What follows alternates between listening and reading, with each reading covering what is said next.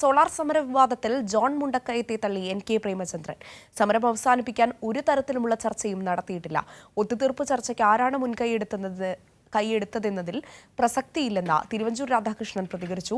ഇപ്പോഴത്തെ ചർച്ചകൾ മുഴുവൻ ഉമ്മൻചാണ്ടിയെ തേജോവധം ചെയ്യാനെന്നായിരുന്നു ചാണ്ടി ഉമ്മന്റെ പ്രതികരണം. എന്തായാലും സമഗ്ര വിവരങ്ങൾ ഷീജ തിരുവനന്തപുരത്ത് നിന്ന് നൽകും. ഷീജ, കഴിഞ്ഞ ദിവസം മുതൽ വലിയ ചർച്ചയാകുന്ന വിഷയമാണ് ജോൺ മുണ്ടക്കയത്തിന്റെ വെളിപ്പെടുത്തൽ സംബന്ധിച്ചുള്ള കാര്യങ്ങൾ. ഏതായാലും അദ്ദേഹത്തിന്റെ വെളിപ്പെടുത്തലിൽ അദ്ദേഹം പറഞ്ഞ മറ്റൊരു കാര്യം എന്ന് പറയുന്നത് ഈ സോളാർ സമരം അവസാനിപ്പിക്കുന്നതുമായി ബന്ധപ്പെട്ടുകൊണ്ട് ഇടതുമുന്നണിയുടെ ഒരു പ്രതിനിധി എന്ന നിലയിൽ NK പ്രേമചന്ദ്രൻ UDFന്റെ നേതാക്കളുമായി ചർച്ച നടത്തി എന്നുള്ളതാണ്. അതിനുശേഷമാണ് കാര്യങ്ങൾ ഒത്തുതീർപ്പിലേക്ക് എത്തുന്നത് എന്നുള്ള കാര്യമാണ്. പക്ഷേ ഇക്കാര്യം പൂർണ്ണമായും തള്ളുകയാണ് NK പ്രേമചന്ദ്രൻ എന്ന് പറയുന്നത്. അദ്ദേഹം അന്ന് നടത്തിയ പ്രതികരണത്തിൽ അതാണ് വ്യക്തമാക്കിയതും. ഇത്തരത്തിൽ ഇടതുമുന്നണി തന്നെ ഒരു ചുമതല നൽകിയിട്ടില്ല. ഇടതുമുന്നണി തന്നെ ഇത്തരത്തിലൊരു ഒത്തുതീർപ്പ് ചർച്ച നടത്തണമെന്ന് ചുമതലപ്പെടുത്തിയിട്ടില്ല. ഈ ഒരു സോളാർ സമരം ഒത്തുതീർക്കുന്നതുമായി അല്ലെങ്കിൽ ഈ ഒരു സോളാർ സമരം അവസാനിപ്പിക്കുന്നതുമായി ബന്ധപ്പെട്ട് ഒരു ചർച്ചയിലും താൻ നേരിട്ടോ പരോക്ഷമായോ പങ്കെടുത്തിട്ടില്ല എന്ന് തന്നെയാണ് അദ്ദേഹം ഇന്ന് മാധ്യമങ്ങളോട് പ്രതികരിച്ചത്. അതിൻ്റെ നേതൃപരമായ നിലയിൽ പ്രവർത്തിച്ച ഒരാളെന്ന നിലയിൽ അവസാനിപ്പിക്കാൻ ഉണ്ടായിട്ടുള്ള പശ്ചാത്തലം, സാഹചര്യം, അതുമായി ബന്ധപ്പെട്ട് നടന്ന ചർച്ചകളെ സംബന്ധിച്ച് എനിക്ക് ഒരറിവുമില്ല, ഒരു ധാരണയുമില്ല, ഒരു തരത്തിലുള്ള ദൗത്യവും എന്നെ ഏൽപ്പിച്ചിരുന്നുമില്ല.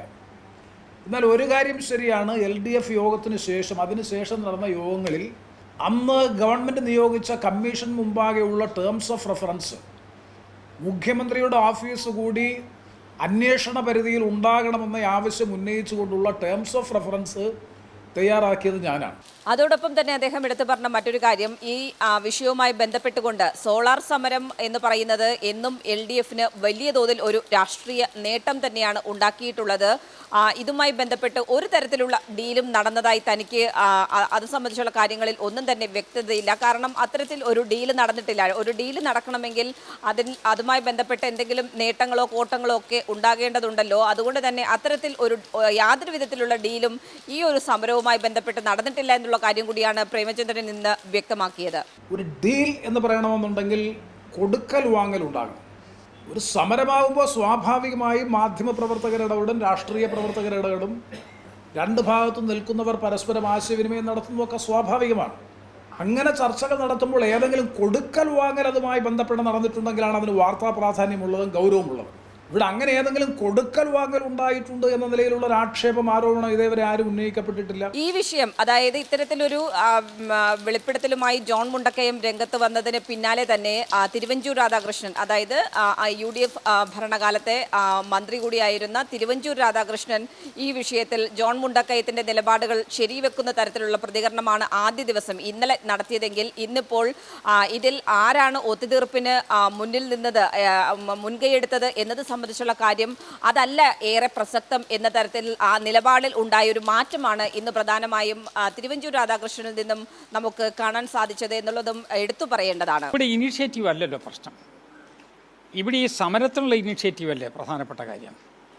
സമരത്തിന് അവർ ചാർട്ടർ ഓഫ് ഡിമാൻഡ് ഞങ്ങളുടെ കയ്യിൽ തന്നിട്ടുണ്ടായിരുന്നു. ഏതായാലും ആദ്യ ദിവസത്തിൽ ഈയൊരു മലയാളം വാരികയിൽ വന്ന ഈയൊരു ലേഖനം സംബന്ധിച്ചുള്ള കാര്യത്തിൽ ജോൺ ബ്രിട്ടാസ് MP തന്നെ അതുമായി ബന്ധപ്പെട്ടുള്ള കാര്യത്തിൽ എന്താണ് അന്ന് ഉണ്ടായത് എന്നത് സംബന്ധിച്ച് അദ്ദേഹം കാര്യങ്ങൾ മാധ്യമങ്ങൾക്ക് മുന്നിൽ വിശദീകരിച്ചു.